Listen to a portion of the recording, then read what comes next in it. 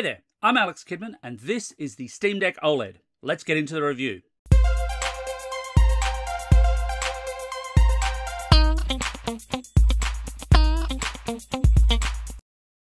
But before we start, there's a couple of things I've got to address. Valve did send me this Steam Deck OLED for review. I actually don't know at the time of recording this whether or not they're going to ask for it back or not, but that has zero impact on my actual review. They have no editorial control over this review. This is my own honest opinion, and that is always the way it is with my reviews, but I like being super upfront about that kind of thing. And then, of course, I've got to address the elephant in the room.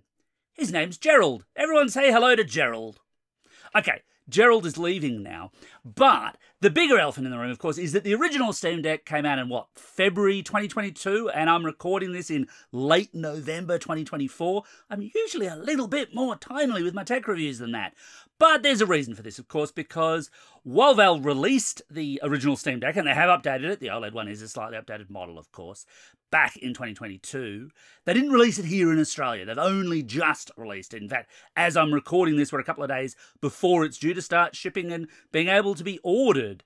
So it's taken its time getting here. And in some ways that does make this a very odd review because there's a billion Steam Deck OLED reviews out there. And about the most innovative thing I can show you here is the plug that comes with it, because it's finally actually properly an Australian plug. But honestly, if you're an Australian, you already know what our plugs look like. If you're looking at this internationally, this is what our crazy plug looks like. Now you know. But I do still want to review this because while it's been a wait to actually get the Steam Deck OLED, that brings with it some benefits, I feel, as well as some issues because, of course, the hardware is that little bit older. Let's get into it first by talking about the design. And I suspect a lot of people are going to be super familiar with this, but just in case, what we're looking at here is a 7.4-inch OLED display, slightly smaller on the LCD model if you opt for that. It's just 7 inches. It's quite a wide creature, which is why I'm holding it at this particularly odd kind of angle. Dual thumbsticks and then D-pad and standard button arrangements plus start and select up the top there. And a big part of the reason why it is so wide is because of the thumb pads here, and they're basically mouse replacements for the games that are going to require them. Fitting those in obviously has stretched out, but it is a bit wider than the comparable Asus ones. At the back here, as you can see, you've also got a set of other optional buttons, configurable, depending, of course, on the game you're playing. At the top, power button, USB-C, volume, and headphone jack. And then if I flip it around to the base, we will see the one solitary slot left, which is for the microSD card. I do appreciate the fact they make it super easy to upgrade the storage on the thing, because that's a really, really nice touch. It means if you do buy the lower capacity models, you're not just stuck with that limited little pool of space to put PC games on, because let's face it, some of those PC games are huge. And it was, of course, interesting comparing this against the Asus ROG Allies, for example, because they became available in Australia long before the Steam Deck did officially. Obviously, people were importing them. That width does make it a little bit less portable than some of the competing systems that you could buy, but the layout is mostly sensible. I will say I've not played too many games that require the trackpads to speak of. For such a wide console, it actually feels kind of light. It's 640 grams, so it's about the size of a tablet that you might hold for quite some time. So that's really not an issue at all. It's all reasonably well constructed, although very obviously constructed to a price point. Under the hood, we're talking an AMD Zen 2 processor backed up by 16 gig of RAM and either 256 gig on the LCD or 512 gig or 1 terabyte of SSD storage on the OLED models. The model supplied to me by Valve was the top tier 1 terabyte model. And of course, the other interesting detail here is that while most people think of Steam as primarily a Windows first platform, the Steam Deck is running on SteamOS, which is to say it's running on Linux. And I've been a tech journalist long enough, I can recall when just mentioning Linux would break even the most hardened IT professional into a cold sweat. Not the story so much anymore. And what really impresses me here is what Valve has actually done to make this a really, really approachable system, building on the work they've done with things like Big Picture Mode and some of their earlier, slightly less successful hardware releases, shall we say. The UI is very recognisably Steam, but it's nicely logical, it's easily controlled and configurable. One of the things where I do think we've benefited from waiting a while for this, of course, is that an awful lot of what has to go on between Linux and a lot of the games which are still Windows-based and rely on the Proton compatibility layer have been sold. Not everything, for sure. And this is one of the kind of value or not value propositions that doesn't just apply here in Australia, applies generally if you're considering getting a Steam Deck.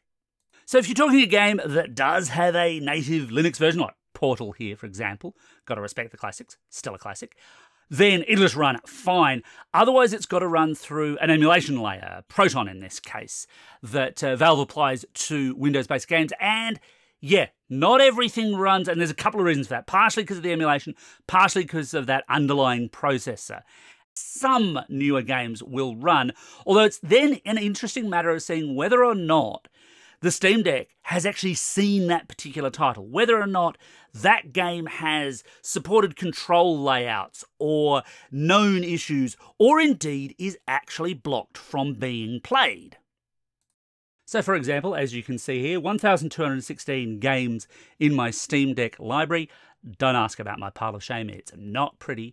And it qualifies 397 of those as being great on deck, which means they've got full controller support, they should run quite well. That, of course, leaves some pretty big gaps. You get these little icons that indicate whether or not a game is going to be supported. So Earth's Defense Force World Brothers 2, for example, it doesn't really know enough about it. I have played it, it does work. Whereas Trails here, yeah, that one is unsupported. It has a little cross mark. Does not mean that you can't install it, but it does pop up this warning if you try. I've obviously not tried with that particular game, but it does bring up that issue of whether or not a given game is going to run. And look, I think there's a couple of things here. Obviously, there's the emulation layer, which is improving over time, but then there's the realities of the hardware itself, because this is a $649 gaming PC. I mean, that's the cheapest price you can pay for one. Obviously, the OLED ones are slightly more exy, but the underlying hardware is the same. And what kind of gaming PC do you think you're getting for $649? You do have to temper your expectations. Where this honestly works best is for slightly older titles where the performance of the Steam Deck is more than adequate for a good, fun gaming experience. Great way to rediscover some stuff in your Steam library or play some of those things that you never quite got around to playing in the first place. It will run some slightly newer titles, though. It's just that sometimes that's a bit of a guessing game as to how all things will run. You may have to play around with the performance overlay stuff to try and work out the best tweaks for a given game, and I appreciate the fact that you can do that. And of course, you've still, again, got to temper your expectations. Absolute AAA games, highest resolution settings, highest frame rates. No, you're not going to see that. Again, I do really feel like that's a function of the price, but it is worth knowing that it's not necessarily going to run absolutely everything absolutely cleanly all of the time. And even for older titles, you may have to deal with more Windows-esque interfaces from time to time, but these are usually fairly simple to get through. On the battery life front, this is another area where you do get a difference between the OLED and LCD models. The OLED model has a 50 watt-hour battery where the LCD only has 40 watt-hour, and the difference there is a claim of between 3 to 12 hours for the OLED, 2 to 8 for the LCD. The big thing there, of course, is those are bolder claims than the competition, but can the Steam Deck OLED live up to it? Well, yeah, mostly. Valve uses the cute little euphemism that it's content dependent, and they're not wrong. Newer and more graphically intense titles saw the battery life sit 3 to 4 hours, I guess, while some older titles could see it stretch out to maybe 6 to 8 hours, and there's a ton of tweaks out there and a ton of tweaks videos you can find to try and extend the life of the Steam Deck, but this is definitely one of the strongest selling points for this particular system. It does have better battery endurance than its competition, while being, obviously, in some ways a little more constrained, being Linux. Still, battery life does really matter here because once the battery goes flat, it's pretty much game over no matter what you're trying to play, and here the Steam Deck does really well. So was it worth the wait, and is it worth buying now? Well, look, for a start, obviously, with Valve officially releasing the thing here, the price has gone way down from some of the crazy prices that the importers were charging here. That's got to be a win if you were waiting for one. I cannot see why you'd buy one through an importer now at all. But like the comparative previously reviewed ROG Ally devices, there's no getting past the fact that the Steam Deck OLED is an indulgent purchase, even being markedly less expensive. It is interesting what you get for a lower asking price than the competition, however. It's a less powerful system, and that will have some impact on which games you can play on it, compared especially to the full Windows approach of its competitors. Mind you, you're also avoiding most of the pain points involved with Windows getting in the way of your gaming too. And I can't ignore that in some ways this is Valve's take on, well, basically a Kindle, which is to say that it's also meant to be a way to keep you happy and buying games within the Steam ecosystem. For the most part, obviously you can do alternative things with the desktop mode, which I appreciate being there, but clearly selling games on Steam is where the big profits for Valve lie. The sweet spot here, and where I think this does make sense, is if you're keen on playing games that are slightly older because they run really, really well and for an extended period of time, thanks to the Steam Deck OLED's excellent battery efficiency. Anyway, that's my Australian take on the Steam Deck OLED. What do you think? Have you already got one? Did you import one? Let me know in the comments below, and as always, thanks for watching all the way through to the end. Please hit like, please hit subscribe. Thanks especially to my Patreon and Ko-Fi supporters. Please consider becoming one.